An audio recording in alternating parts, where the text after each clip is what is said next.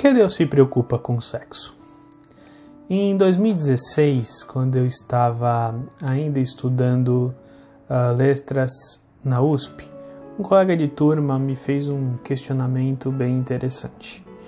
Ele perguntou: se Deus é o Criador dos céus e da terra, de todo o universo, por que raio ele se preocupa com a forma como eu me relaciono sexualmente? Então eu comecei a pensar a respeito disso, né, e tentar entender um pouquinho a respeito disso. Primeiro a gente precisa entender o que é pecado. Pecado é toda a prática que transgride a lei. Pecado é transgressão à lei, de acordo com 1 João, capítulo 3, verso 4.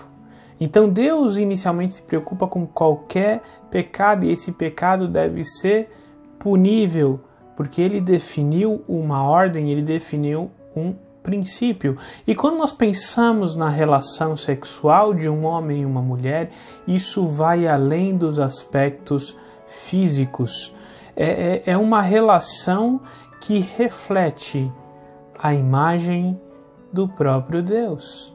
Então, quando a gente olha especialmente para Gênesis e vê como o homem vai deixar pai e mãe e se une à sua mulher, e como ele e a mulher são imagem e semelhança de Deus, podemos perceber que a relação sexual é essa união de um homem e de uma mulher, dois seres distintos, diferentes, com valor igual, ambos imagem e semelhança de Deus, e com papéis diferentes. Eles refletem, quem sabe, o princípio mais valioso ou mais difícil de compreendermos a respeito de Deus, que é a Trindade.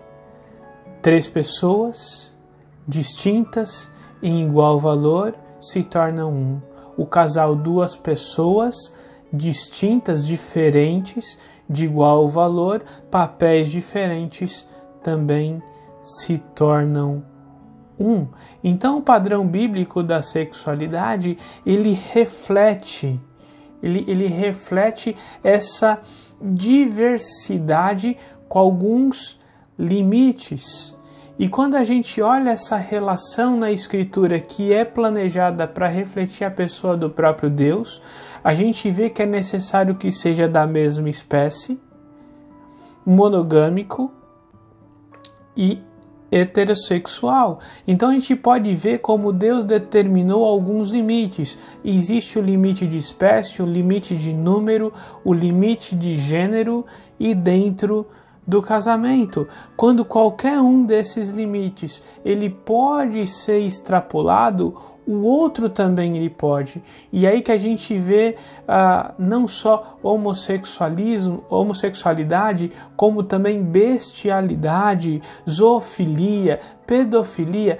Tudo isso são implicações de barrarmos estes limites. Agora, então, quer dizer que eu vou ter que ficar olhando ou julgando o padrão sexual de cada pessoa? Não, eu acho que cada um pode viver a vida como desejar.